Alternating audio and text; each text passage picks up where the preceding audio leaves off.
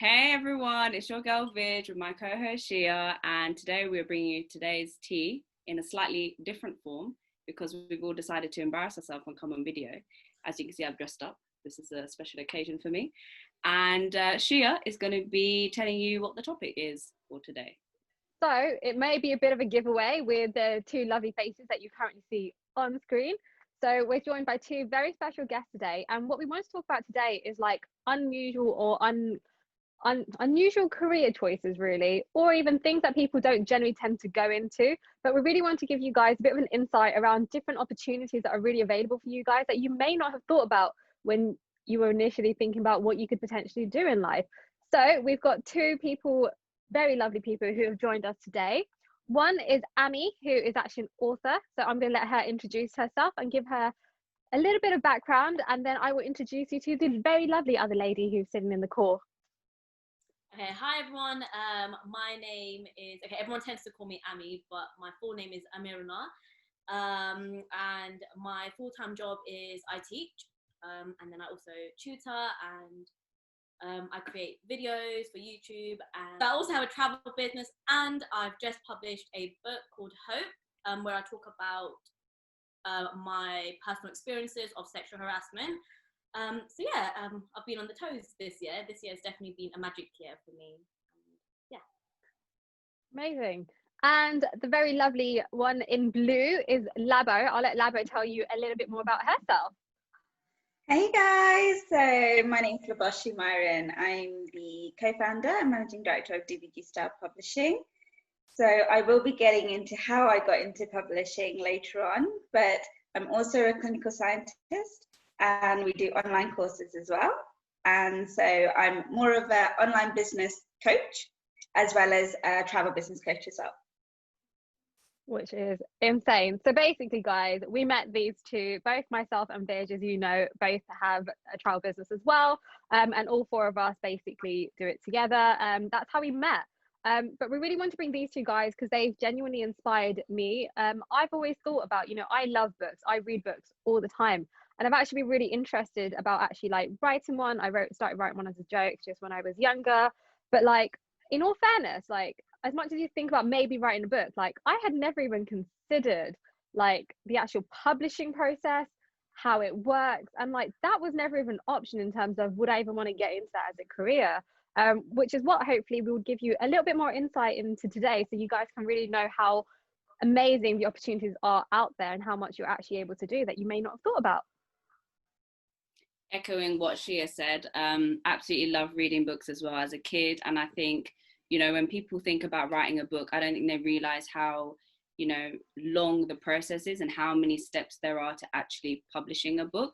So hopefully we're going to find out the exact detailed process. And then if anyone's listening who actually wants to publish a book, maybe you'll know how to do it and you can get tips from these two and also maybe publish with Labo, which will be interesting.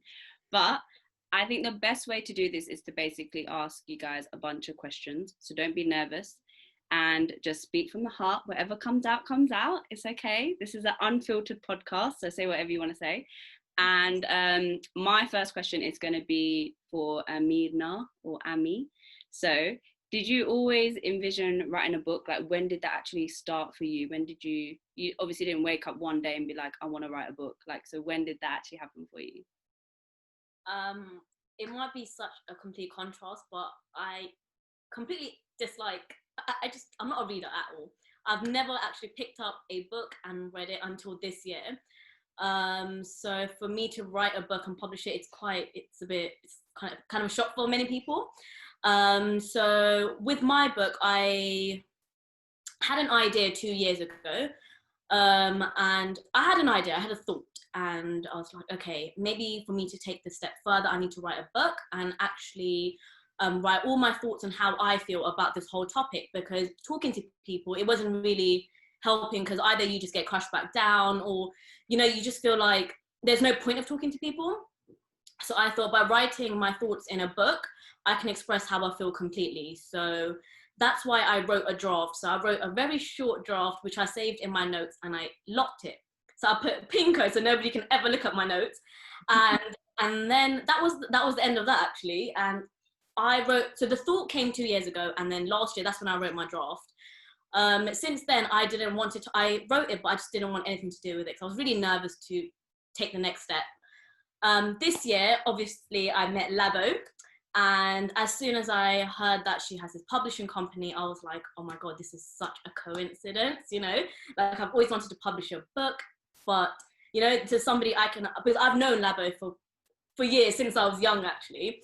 And then I was like, okay, right, let's ask her.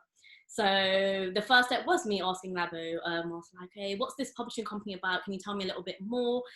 And I sent her that. It was a complication because I forgot the pin code to the draft. So I was like, Labo, I've got this draft, but I don't know the pin code, so give me some time. It took me 2 days.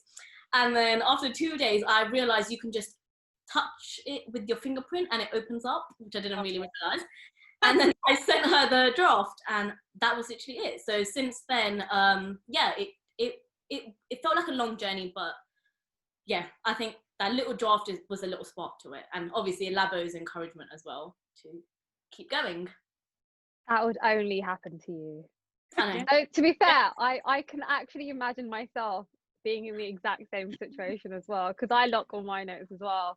I think probably most people do. Yeah, it's like when I keep my old phones as well, and I'm like trying to like get into my old phones and trying to remember the password, and for the life of me, I can't. Like I have my old BlackBerry which still works. Can't remember the password for it, so I obviously can't log in. Anyway, that's a complete sidetrack.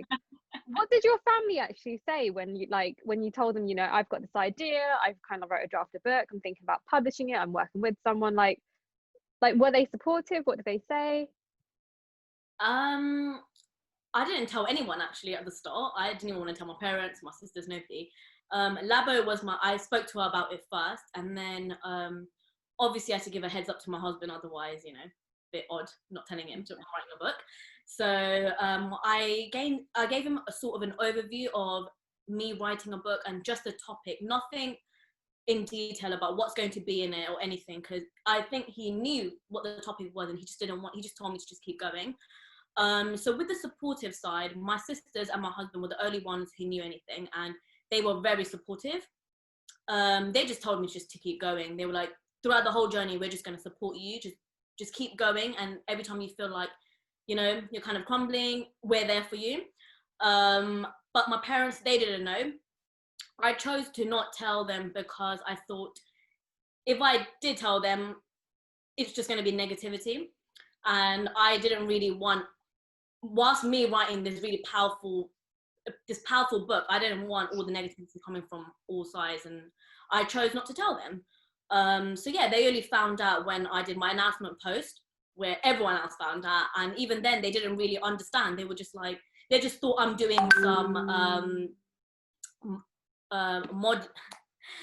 modeling photo shoot because of my front image. So I was like, oh, okay, then just keep thinking that. And then my sister had to come and read the post underneath it, and then that's when they were like, okay. They didn't want to ask me a lot of questions, but yeah, other than that, my sisters and my husband were very, very supportive. I felt like they were there, but they didn't want to give me so much, because they just said to literally follow your dream, and this was so important for me, so they just said go for it. Were your parents offended that they only found out through Facebook when everyone else did, or like were they like, we understand why you did that?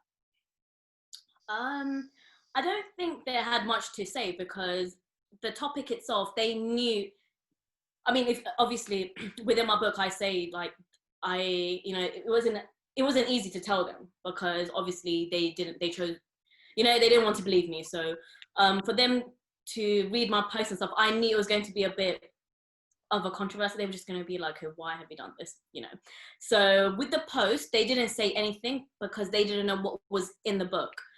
But once the book came out and they had sort of a read of the blurb and, you know, a little bit more of what the book is about, that's when it started.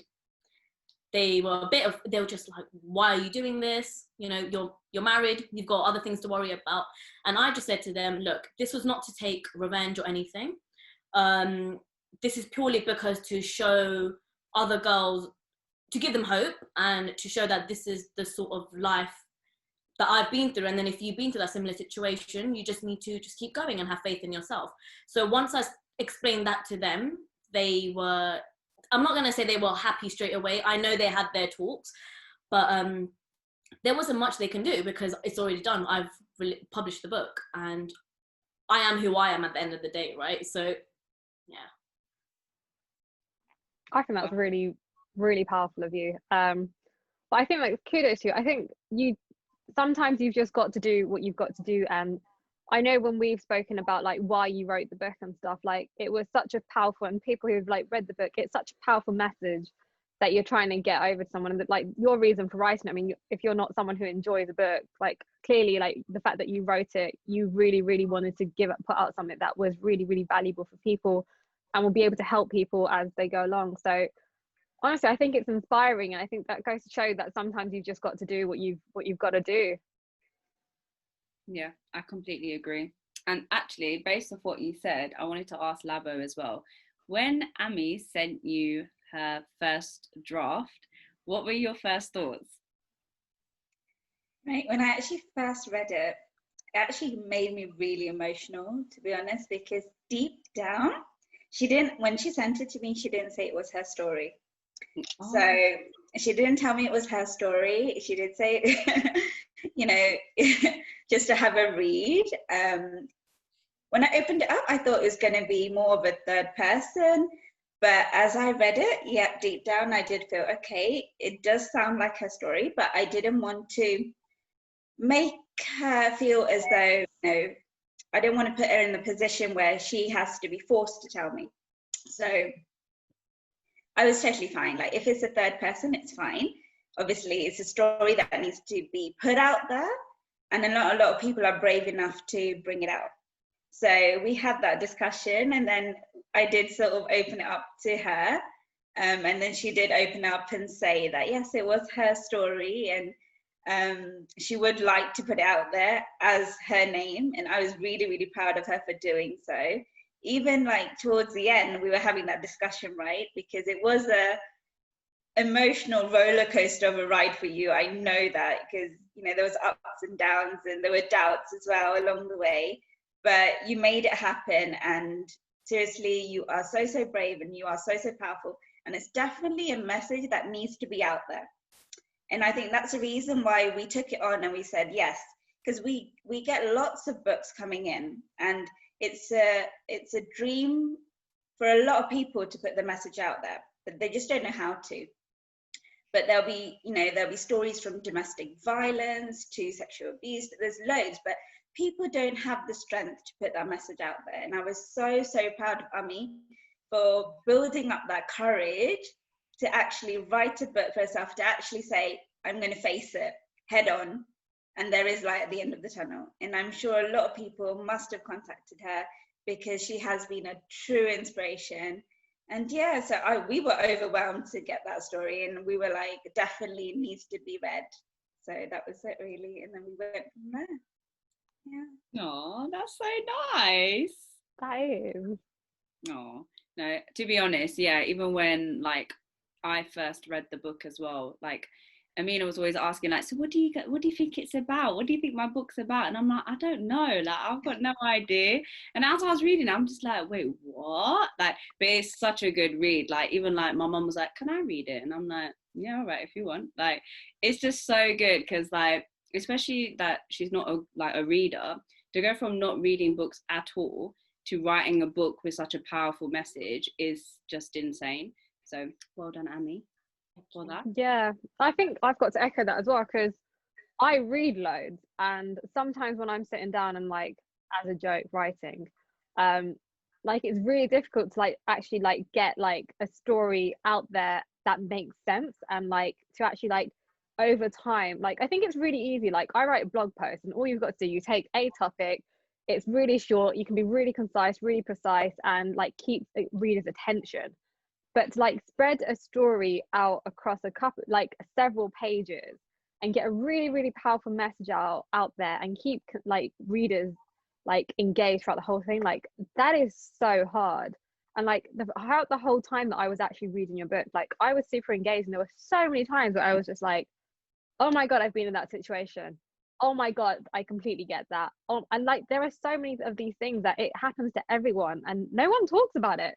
With some of the things that goes on, like there's so much that happens, but no one talks about it. For you to have put it into a book and being really, really raw, open and honest about it throughout the whole thing, like how did you actually feel like writing it? Because I can't imagine that was an easy thing to write. But like, what was your process of writing it as well? Because it's such a well-structured piece. Did you like write like a shortened version and then like elaborate it, or did you just like write and write and write? I was very nervous. Oh my God. The amount of times I wrote down, I think Labo would understand because I couldn't really discuss with anybody else. I wrote down so many times, probably every single word. I was like crying whilst I was writing it. But no, I didn't plan it out. I just wrote it. I wrote whatever was in my head because it's my story. So I felt like I thought of it as a diary, and even my chapters, I had my chapter titles out first, and then that's it. I just had to fill it out with my life basically. And I think whilst I was writing it, like I said, I did break down quite a lot, but then the why at the end was so strong, of me being the voice for so many, and to speak the truth basically. That just kept overpowering me. I was like, look, you can do it. If you've held it in for this long, I think it's time for you to help somebody else. Because I knew, like myself, even if one day I was going to go to that point where I was like, okay, I had enough, I knew myself that to help somebody else was my main kind of goal. And obviously there was times I was like, who's going to actually read this? Like, it's my story. Who's going to be bothered to pick up my book? And I think I've mentioned it sometimes. I was like, is anybody even going to be interested in this? And she was like, you think that now, you watch, so many girls must have been through the same situation. You know, there's going to be so many people reading your book. But that anxious feeling and the breakdowns, it was throughout the book. I think, yeah, it was hard, but again, it was that whole concept of what is the outcome going to be, which kept me going. I think as a writer, you don't have to be a writer to get a book out there. Mm-hmm. You just have to be passionate about the topic that you're writing about. Mm. So if you have a word, like a message that you want to get out there, put it on paper and that's it. Just start writing. It doesn't matter if it doesn't sound right or the grammar's wrong. It doesn't matter. It can all be edited and amended later. Just keep on writing. And like Ami said, because she was so passionate about that message that she wanted to get out there, she just kept on writing it as if it was her diary. And that's it. And then she put it together. And that's at the end of the day. If you're passionate about one specific topic and you want to get out there, just start writing. That's it. I think that's very sound advice, Labo. I like the way you said that you addressed it more like a diary, because I think that would make you feel a bit more comfortable in maybe thinking it as actually I'm writing it as a story, because then it's more like I remember you saying it was quite therapeutic for you to write as well. Like, how did it actually feel for you to get everything down on paper and then as a like final product? Like, did you feel like you came out stronger? Because obviously you had to relive the whole thing whilst writing it. How did you feel at the end? Towards the end, definitely there was this massive rock off my shoulder, definitely. I felt much stronger.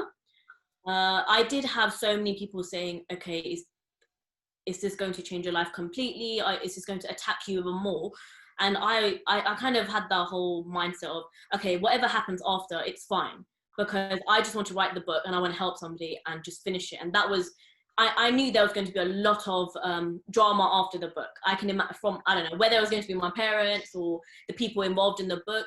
Even though I didn't mention names, I'm sure those people would kind of know. So that worry was there, but I just thought, you know, that shouldn't really affect me, because this, like you said, it was very therapeutic. It was very therapeutic for me writing it, but reading it back again and again to make sure everything's okay, that was the toughest part, because it was those flashbacks and reliving the moment, and you know, the things I didn't want to kind of remember, I had to obviously visualize it, because I had to go through the illustrations as well, and obviously the illustrations played such a big role in the book. So even that, it was very hard. But as Labo mentioned, like, I did open up the book to her in third person, purely because I was scared, And I was like, I don't want all these people attacking me after. But then there was this, I was writing and I was thinking, this is not right. I'm trying to show such a powerful message and trying to help girls get out and be themselves. And then here's me hiding behind my book. That's how I felt. So I said to her, okay, for me to feel 100% about this book, I need to write it in first person. I need to show my face to this book. And oh my God, Labo was like, are you sure about this? You know, this is a big step. And I said, you know what, I'm going to do it because this is the only way I'm going to feel like I've done what I'm supposed to be doing. And it's going to give real hope to the girls. Because if they can, they will be like, okay, look, she is able to show her face behind her book and share her experiences. What's wrong with us doing it? So yeah, like I said, like I think it was just that constant reminder. Yeah, it's definitely a rewarding feeling. Definitely. Towards the end. Labo, how does it feel once you've like published a book? Because it's a process. It's not just taking a couple of words and then like putting it through a printer and printing out the pages, but like you're obviously, especially with like this like with Abby as well, you're obviously really involved with like the story and like rewriting it and drafts. Like what's it like for you to actually take a story as powerful as this and then to actually like publish it? Like what kind of like what like how do you feel at the end of like having finished that whole process? It's quite a journey for us as well, to be honest, because even though we have people involved within the company who do the editing, the formatting, at the end of the day, we proofread it as well. So we have to proofread all of these books and make sure they read well and they're structured well. And I sort of put myself into the book, and I think that's the reason why I get so emotional and it's quite attached to the stories itself, because I put myself in the author's shoes. But at the end of the day, it's a dream that's coming true for the author. They've got a message, they want to put it out there, and they've done it. And a lot of people don't get that opportunity. I think that's the beauty, and that's what we love about being publishers, is actually making the dreams come true of all these authors. Because at the end of the day, it's not about publicity. That's zero, to be honest. If you want to become an author, you have to have a certain message that you want to put out there, and you want to make a difference in someone's life. And that's what it's all about. Creating a book, it's a legacy that you're creating. It's going to live on for years. Like nowadays, because books are online, you can get ebooks as well. They will live on forever. And even now, I still have hard copies of books because I just love the feel of the books. So to be honest, it's just something that will live on for years and people would just talk about it. So when you're writing a book, it's all about what do you want to put across and what do you want people to remember you by. So every time an author completes a book and we've got that book in our hands, it's just like, wow, we made someone's dream come true. And it's just amazing. It just gives me butterflies every single time. And it's like the freshness of having that book in your hand. So yeah, that's it. I don't know if anyone else can notice, but did anyone else just see like Labo's face just literally light up while she was talking? Like it like glue like halfway through while you were talking. I think that just shows how much like how passionate you are about just doing what you're doing. Yeah, I agree. So I realized that all this time we were speaking about Ami's book, and she's not actually said what it's about. Like we know the topic, but we don't know actually what it's about. So Ami, give a brief introduction to what your book is about. Okay, so this is my book, Hope. It is illustrated by the lovely Angela and obviously published by DVG Star, and Labo, my full guidance and mentor throughout the book. And yeah, literally I'm telling you, she was like a big sister for me throughout this whole book. But yeah, so my book, it's about the challenges I've faced and the past experiences of sexual harassment I had in the ages of 12 and 12, and how I overcome it and how I fought my fear for the past 15 years and how I've battled through it basically. And now I've written that all as a diary, basically in a diary form, in my book, sharing all the experiences and basically the emotional side to it and how I felt, what kind of what thoughts I basically had throughout this whole process, and even the whole parental support and everything. So it's a raw. It's basically me sharing my raw, authentic voice and how I felt and how I feel, how I felt when it happened and how it happened and now and how I battled through it. So yeah, and I'm hoping to give hope to many of the girls out there. That's fun. That fun. Yeah. See that little joke right there. And how can we buy your book, Amirna? So my book is on Amazon via a Kindle. There's a Kindle version and a paperback version. So yeah, the link is. Oh no, sorry, you better cut the slides. I'm gonna go. The link is in my bio. You know the whole how I talk of my story. It's going to change. No, that's fine because we usually link do that will be in the description box of this video underneath as well. Go get it. Yep. And I just kind of want to add, guys, that as much as we're saying that this is in like a diary form, when I was reading it, for me it was more than just a story that I was reading it. Like there is parts of it where she's reflecting back on what's happened and like how she could have handled it, and like it's like a very reflective piece as well as just being as well as a diary piece as well. And I'm going to share with you one of my very favorite pages, because throughout this book, like she's mentioned, she's got an illustrator, but the illustrator isn't just for the cover. Like there is actually bits within the book as well. So it's like powerful quotes throughout the book as well. And one of my favorite ones is actually stand tall and proud, be your own strength. And there's numerous of these like really powerful short quotes like littered throughout the book with incredible illustrations as well. So I've just given you a sneak peek. If you want to see the rest of it, you're going to have to purchase it to buy it, because we're not going to read out the book to you on here. But yeah. And can I just say, it is very binge worthy. I finished this book and I think in 45 minutes or less or something.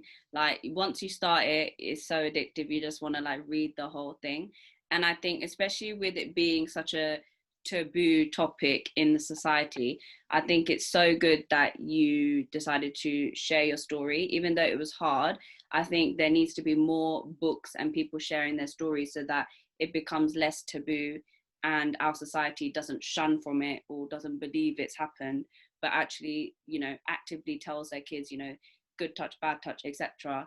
And we grow up knowing that these things happen, but we know how to prevent it and how to overcome it. So yeah, that's I think it is also an element of like, if you're younger and you're going through this, like 9 out of 10, if no one's speaking about it, you're going to be sitting there thinking this is literally just you, and you've been in this unfortunate position where no one else could relate to you. You can't talk to anyone because no one would understand. And the sad reality is that this sadly isn't something that just one person goes through.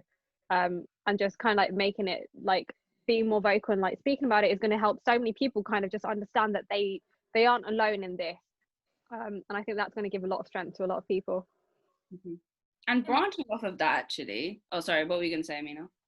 I was gonna say that's what it is, because like even though it looks like, because when I had this book published, I felt like so many people messaged me saying this happened to you, because they were so shocked because they never saw that side to me. They always saw this really happy, positive, you know, that, I mean, that's how I portrayed myself to the outside world. And even a lot of my friends, they were just like, what do you mean? Like, when did this happen? Like, how can you not tell us? And that's what it is, because it was me in like a bubble, and I didn't really want to show that side of myself. And then everyone, because I just didn't know how to kind of, I didn't know what reaction they were going to give, because when you kind of tell the people you love the most, like your family, and you don't get that reaction, the one you want, and then you kind of just fear, if they don't even believe you, what is the society going to think?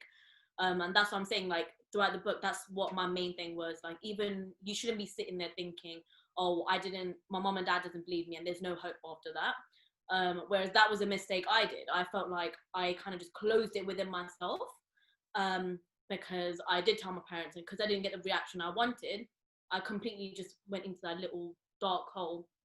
But then there's so much help out there that, you know, you can get. So yeah.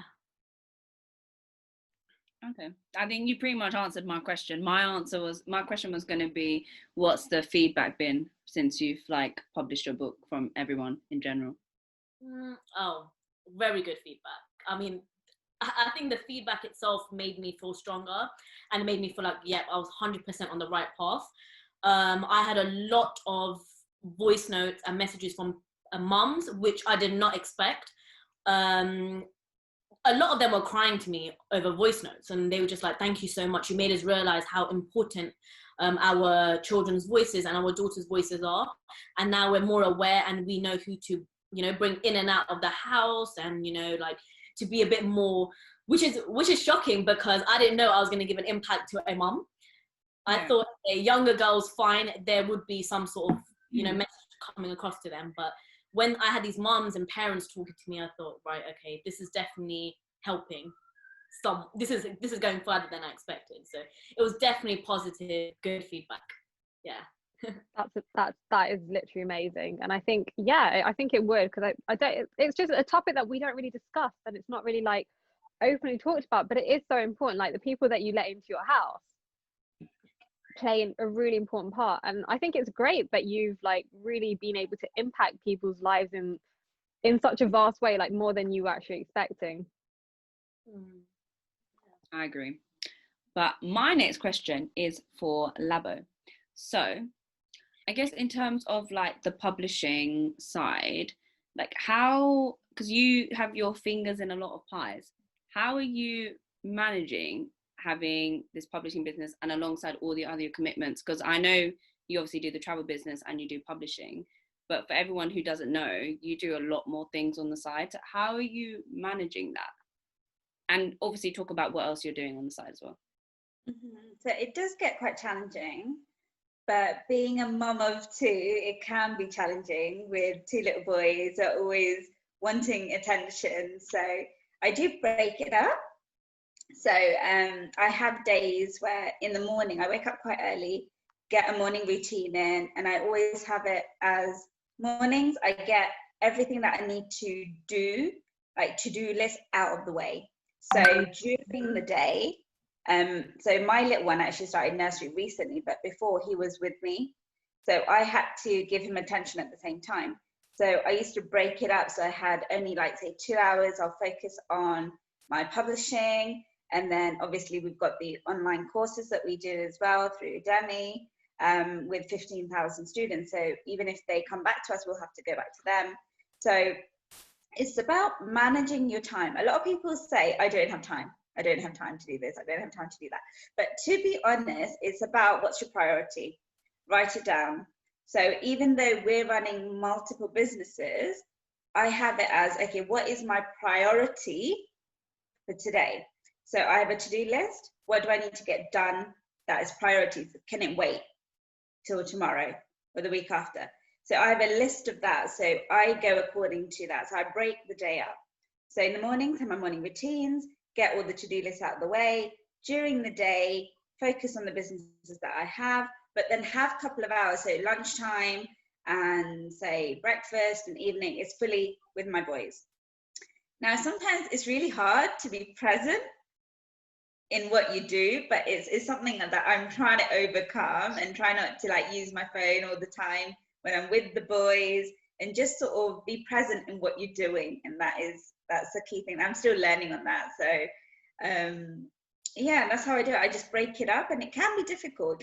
It's challenging for sure, but it's just about managing your time and prioritizing what needs to be done now and then. And yeah, that's how I break it up. But yeah, we do a lot of things. We have the publishing, we have the online courses, and with my husband as well, he does other things as well. So in terms of property and trading, and so it's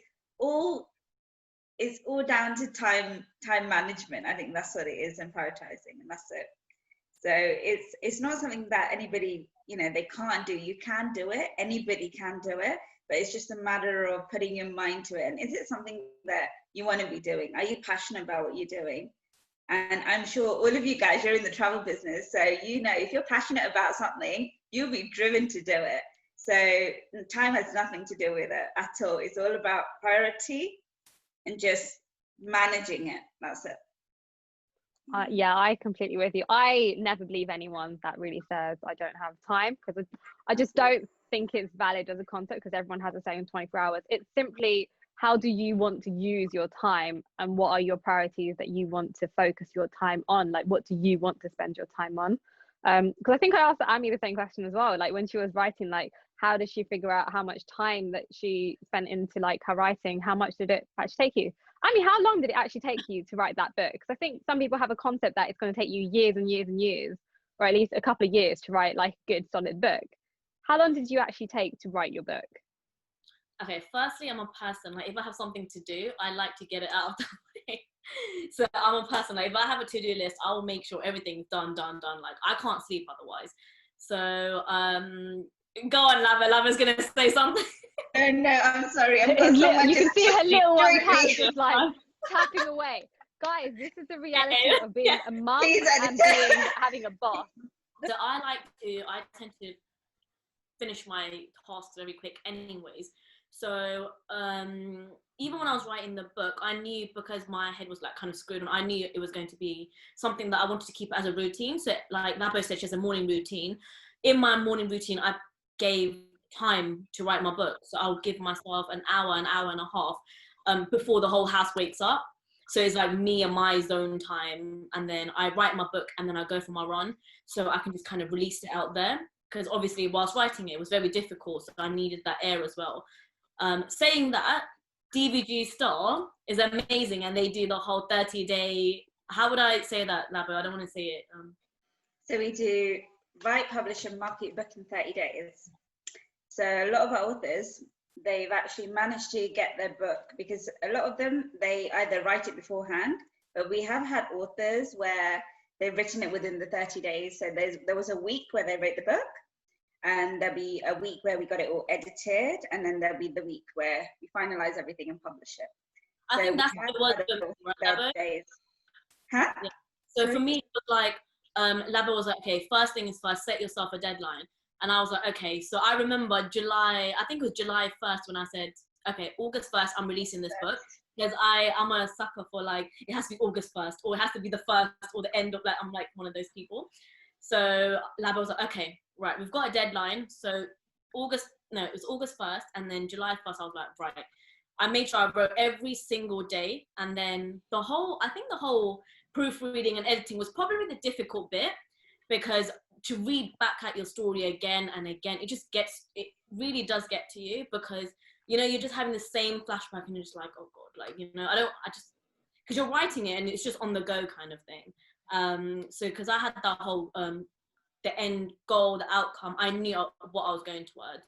But I feel like if you have that mindset, you'll definitely be able to finish it within 30 days.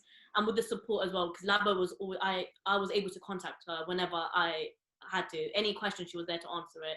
So yeah, it was really good. I think the whole team was really good, because again, with Angela, she was fully based on my illustrations. She would work on it night by night and was like, okay, is this good? And we had our calls, and then Labo was on it on the other side. So I feel like the team was really good. So the support system really does help as well. I think that is insane, can I just say, like writing, publish, and doing it all in like 30 days. But I think it really goes to show, like, if you absolutely set your mind on it, you can absolutely like do incredible things. A lot of people, they say, oh, it would take years and years to write a book, but that's not the case. Like, if you set off, like Ami said, she had a goal in mind. 1st of August, she was going to get her book out there. I think the worst thing that people do is they overthink it. They think, sorry, can you hear my voice? Yeah, it's fine. Yeah. Sorry, it's like they're jumping up and down. It's fine. Sorry.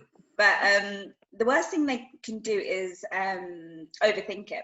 So they really, what you need to do is, it doesn't need to be perfect. Don't ever think your book needs to be perfect. At the end of the day, you can improve it. You can bring out 2nd editions, 3rd editions. That's fine. But you have to think, okay, what is a message you want to send out? How soon do you want to send it out? So the quicker you get it out there, the better. So nothing's ever going to be perfect. There might be slight errors here and there. That's fine. But obviously, you've done the best you can. So once you've set your goal, aim for it. So that 1 month has to be dedicated to purely thinking about your book. Even though you have other commitments, you always have to put in those hours and say, look, I've got my goal set. It needs to be done, and you'll get it done. Otherwise, it just won't happen. So that's why a lot of people just procrastinate and say, oh my God, it took me 5 years, 10 years. That's not the case. That's because they wrote once every month, and that's it. So it's just a matter of getting your goals and priorities right and getting it out there. That's it. Don't work for perfection. That's it. I think that's really like sound advice, and you clearly know like in detail about publishing, like you're a true expert. And I think like you've given such good advice to people that actually would like to publish a book.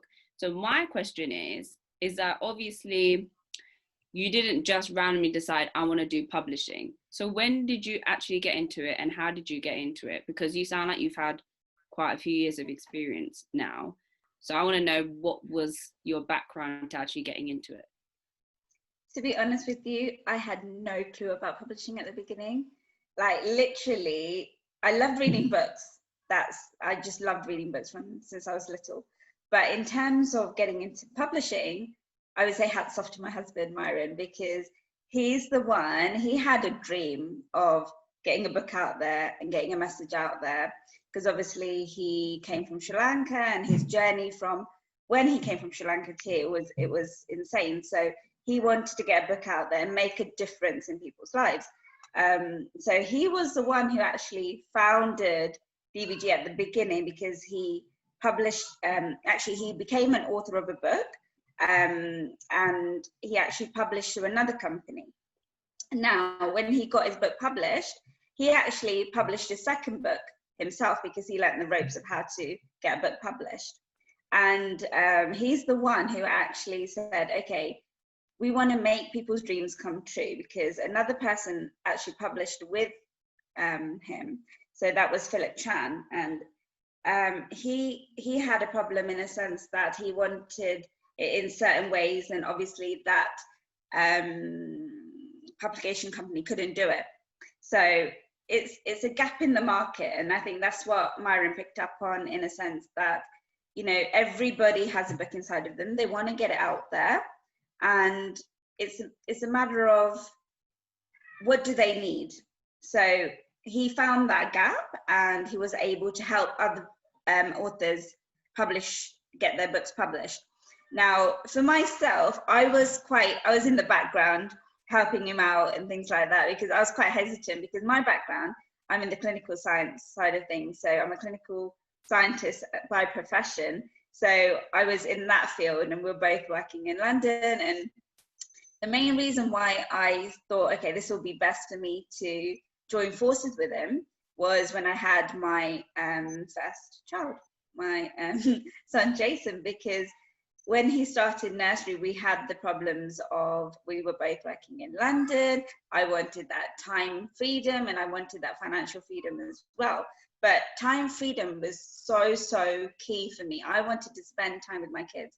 And it's difficult when you're both working in London, because obviously with Myron being a chief financial officer, me in the science side, it was too hard, because we couldn't take time off all the time to look after him, because he was getting ill in nursery and things like that.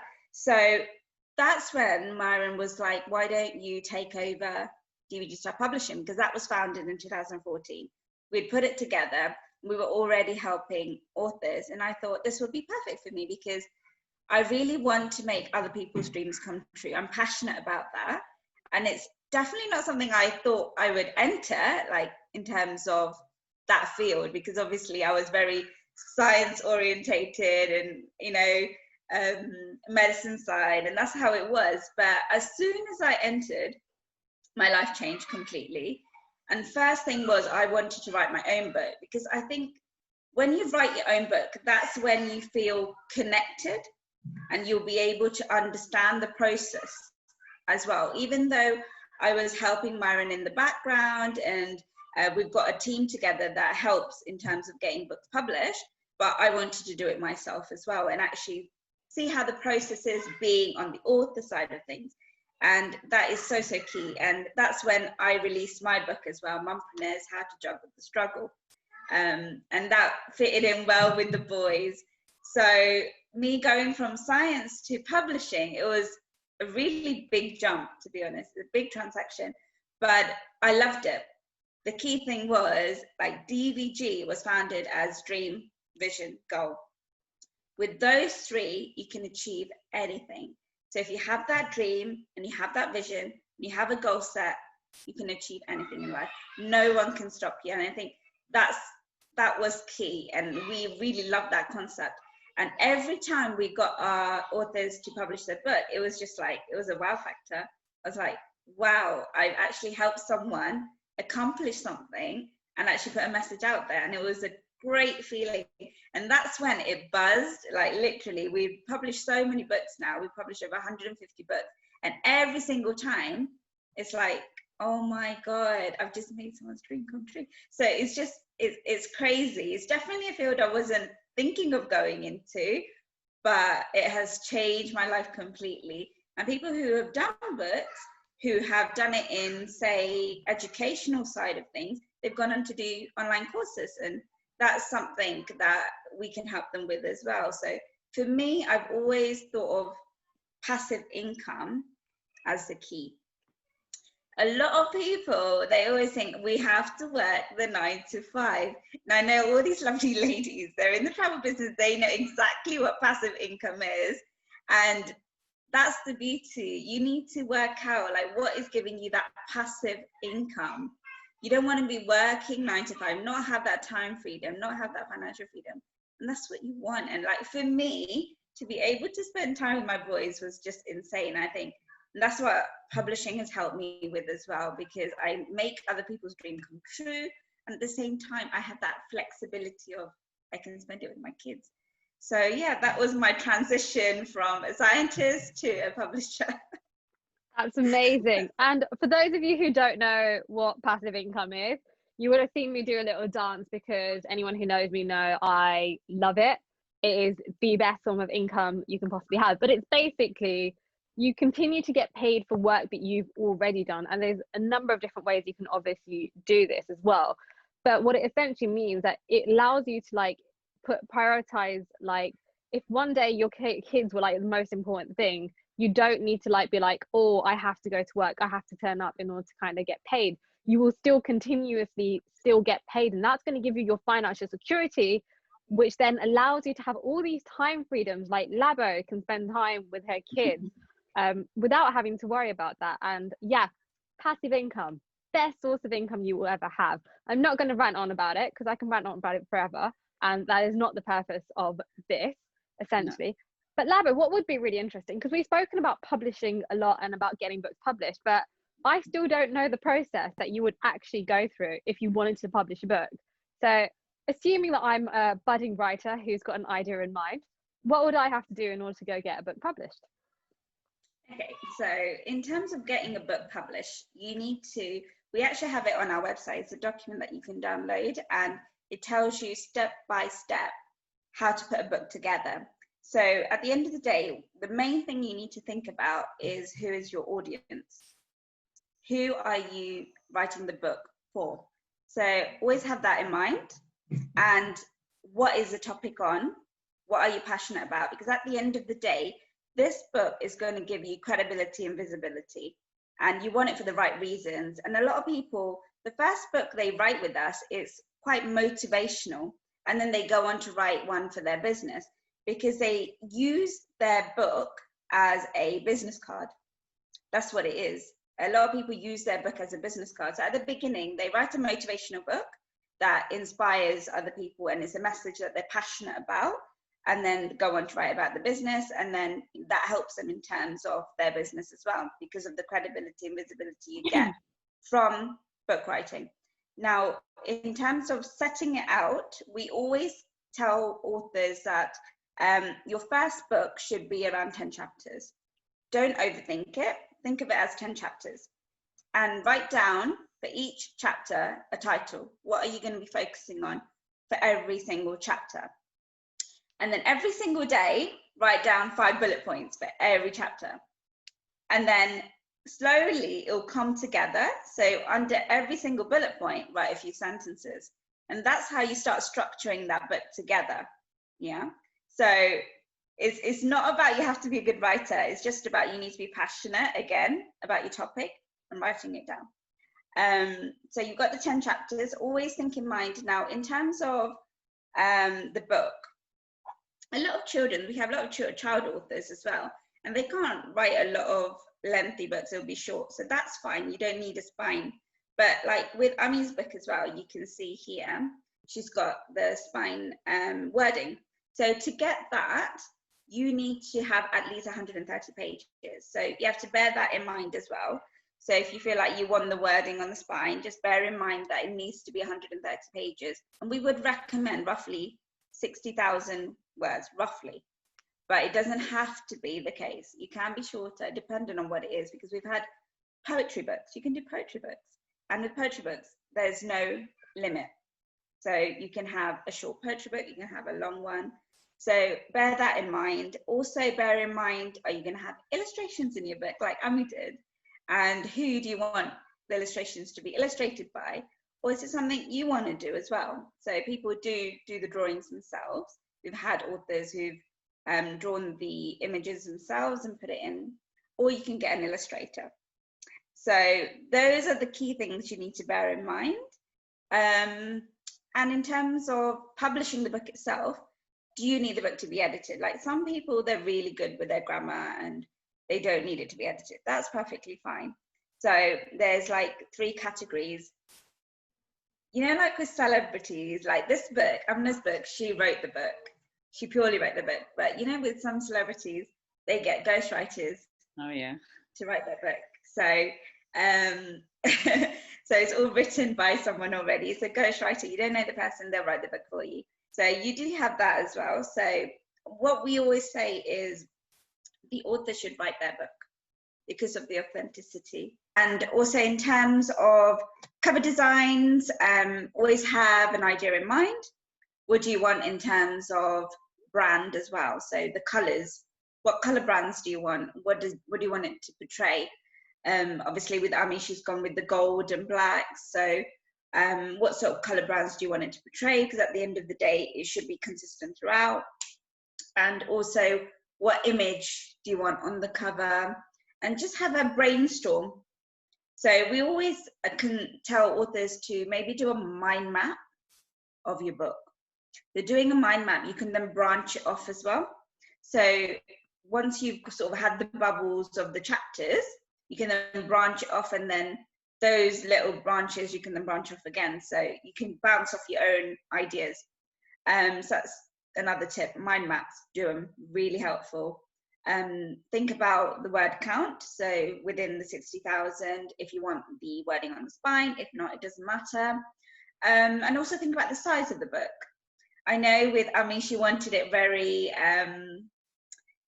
she wanted it similar to a particular book. And she wanted a certain size. So she wanted it quite nice where you can hold it nicely in your hands. And with the books, what we normally do is like a standard 5.5 by 8.5, but you can have different sizes. But you do have to bear in mind the bookshelves as well. So they have to be standardized sizes. Because with our books, they all go to the British Library and they are displayed on the British Library bookshelves. So Ami's book, yeah, it will be in the British Library as well. That is so cool. You just have to bear in mind the size of the book. So if it's within our standardized sizes, then yes, it's fine. But if you want a specific size, that's fine as well. We can still do it, but obviously in some places they can't display it. So keep that in mind as well. And also think about, we will help you out in terms of font and stuff, but a lot of our authors are specific. They want certain fonts, a certain layout, but we have our formatters who will format the book for you. But if you want a specific layout, think about that as well. But the best thing to do is always have a guide, in a sense. Do you have a specific book that portrays what you want? And then we have an idea as well. So yeah, just get writing.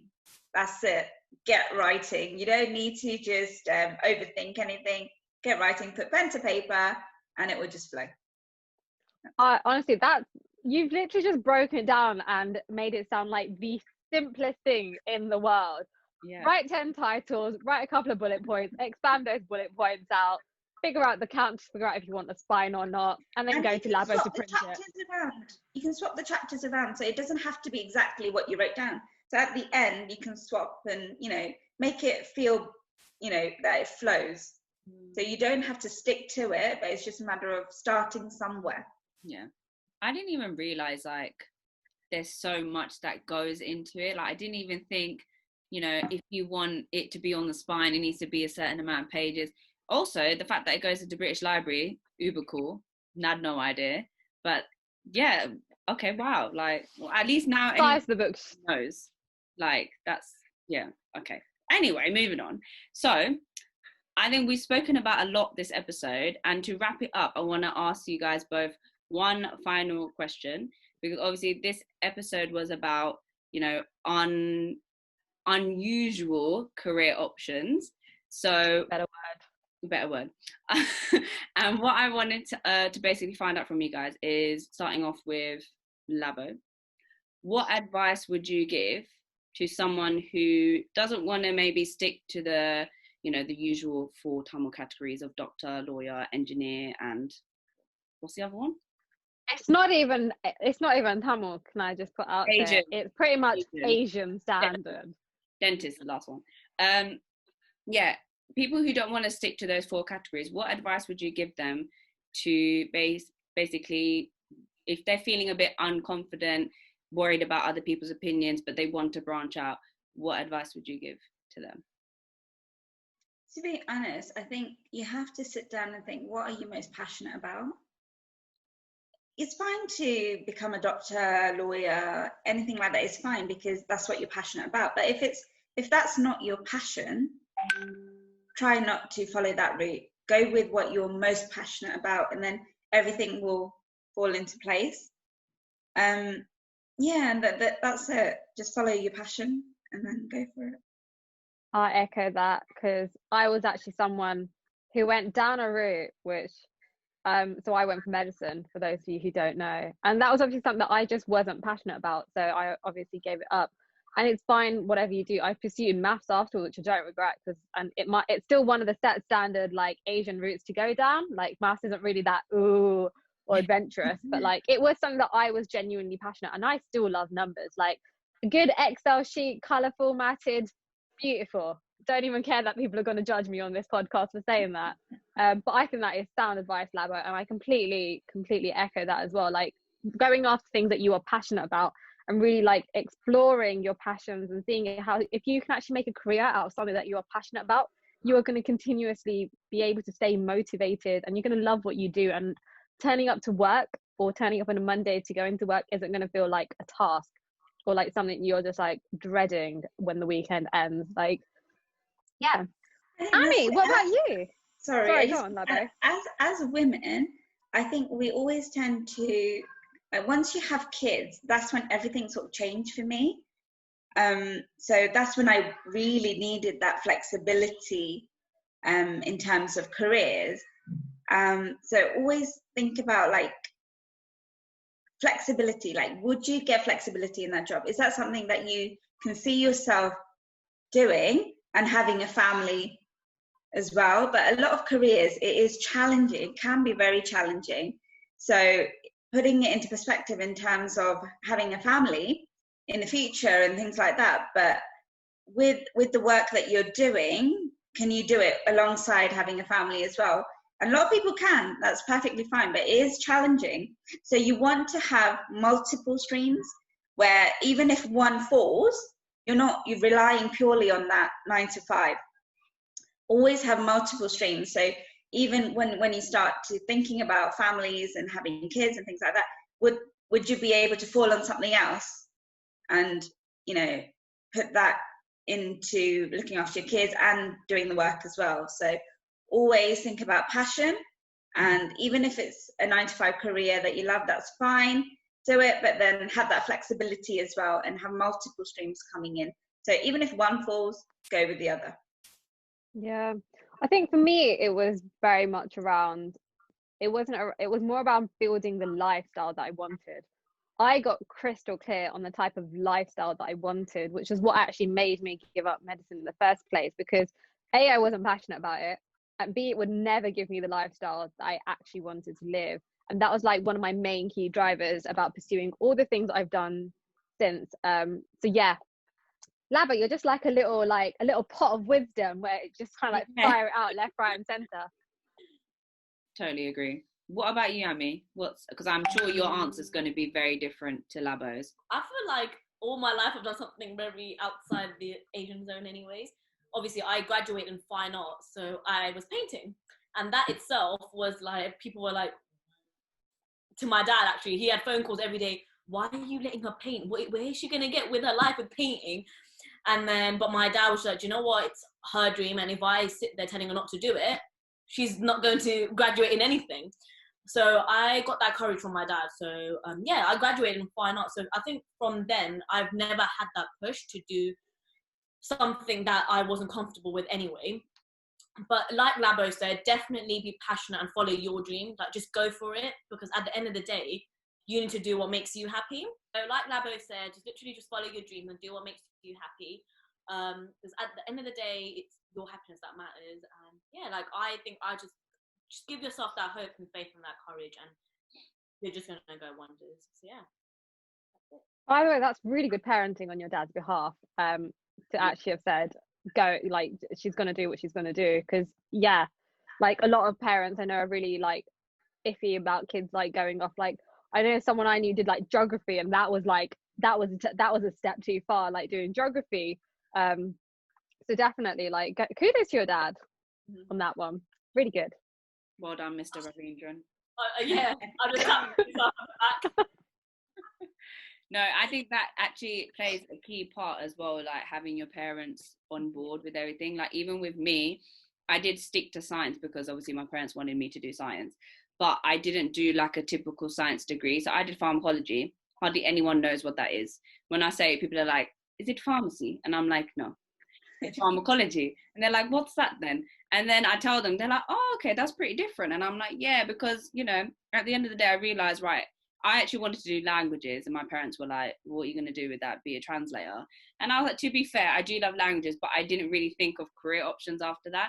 So I then went for pharmacology, and I was actually pretty happy with it. And my parents were on board, which made me feel a lot better about my choice.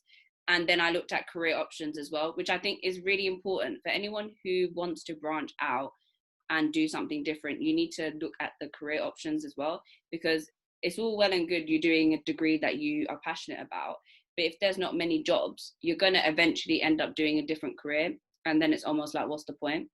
Now, when I went for pharmacology, I looked at career options, and my dream job is the one that I'm doing right now, because I had done all the research before it. So if you are going to branch out, make sure you actually do your research, so you know whatever it is you're doing, there is a viable career option, and you're not just going to be sitting idle at home being like, what am I doing now? But I would say, just to counter that slightly, you can also go for like certain subjects. So the reason I did maths and stats is because it's so vague. Yeah. But the back end opportunities, I knew I had loads and loads of different career options at the back end of that I would still be interested in to go into. So I did a bit of an exploratory piece in terms of what I wanted to be afterwards. But I went into doing maths and statistics, not knowing exactly what I wanted to be, but knowing that at the end of it, I had all of these different things that I could then explore that I would still love. Yeah. So, yeah. Oh, 100%. Yeah. When we're doing A-levels, half the people, we don't know exactly what we want to do. Yeah. Because we just don't know, because we're not exposed to all the different fields. Even the work experience that we do, we just choose one field that we want to do it in, and we'll just do that, right? We don't actually get to experience everything and actually say, okay, I've done everything. Now I know exactly what path you want to go down. So that's it, isn't it? It's fascinating. Like, even now, I'm getting into like the late 20s now. I still don't know half the jobs that are available in the company that I work for. Like, we have thousands of people, hundreds of roles, and I could not tell you every single role that existed within the company that I work for. Like, that is how much opportunity is out there. So explore away from the four. With online, there's so much now. Yeah. It's countless. Oh my god. There's so many new roles that I'd never even heard of, and there's so many new roles that are being created even now that were never heard of like a couple of months ago, but now it's like a thing. So I guess it is just, you know, seeing what's out there. And there's no harm in changing careers. Even if you do think this is my dream career, and then actually you're like, no, I prefer to do something else. Like, it's your life. At the end of the day, society will talk. Even if you're doing good or bad, just do you at the end of the day. That's my advice. But and like, go on.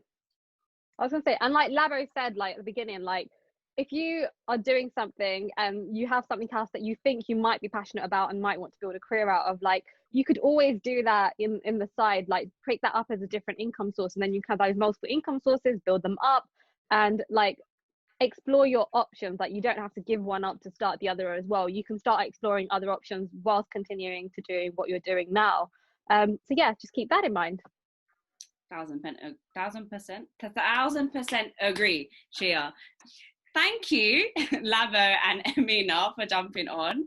It was a pleasure to have you guys and hear about all your thoughts and advice, learning about publishing process and, you know, writing a book. It's really, really interesting, and, you know, I thoroughly enjoyed it. So thank you guys for taking your time out on this Sunday to do this call with us. But anyone who's listening, if you really did enjoy this episode and want anyone else on our podcast, then do let us know in the box or DM us or whatever.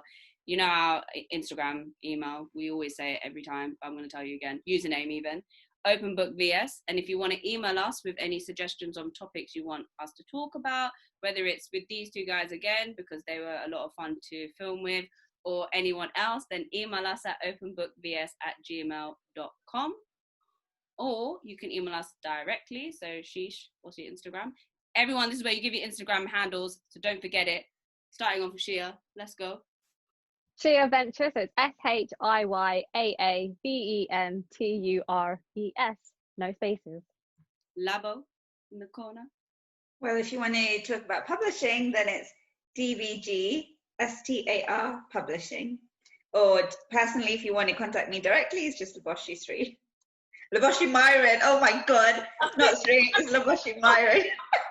I'm thinking about my hotmail. Labo, do you want to spell that? Which one? Laboshi Myron? Yeah. It's exactly how it's written there. It's LABOSSHYMAYOORAN. Go follow her. I think that's what it is, you know. You know what? I'm not 100% sure. No, it is Laboshi 3 at the start, but Oh, God. I'm thinking of my email address. that's fine. Ami, what's yours? And then if you want to follow me, guys, it's Amirna Ravindra, and that is AMIRNA and then .RAVEENDRAN. Go follow. Follow her. Link in bio for this book. Don't forget. Oh, yeah. But thank you so much to everyone who's been supporting me throughout my journey. This is probably going to be the cover photo. Yeah. Okay, then. Are we talking for no reason? And mine is, if we're the most important human, it's VIJVLOGS. This vlog. Of course. See you guys in the next episode. And oh yeah, don't forget to hashtag openbookvs so we can see the conversations that you're having. And let us know if you like the video situation. You know, it's our first time doing it. We enjoyed it. She enjoyed it. We got dolled up, and I will make up for you guys and change my top from a hoodie. I'm just saying. And me. This is not me, but this is me for today. So if you want to see me dressed up more often, let me know. But I will see you guys in the next episode. Bye. Thank you, guys.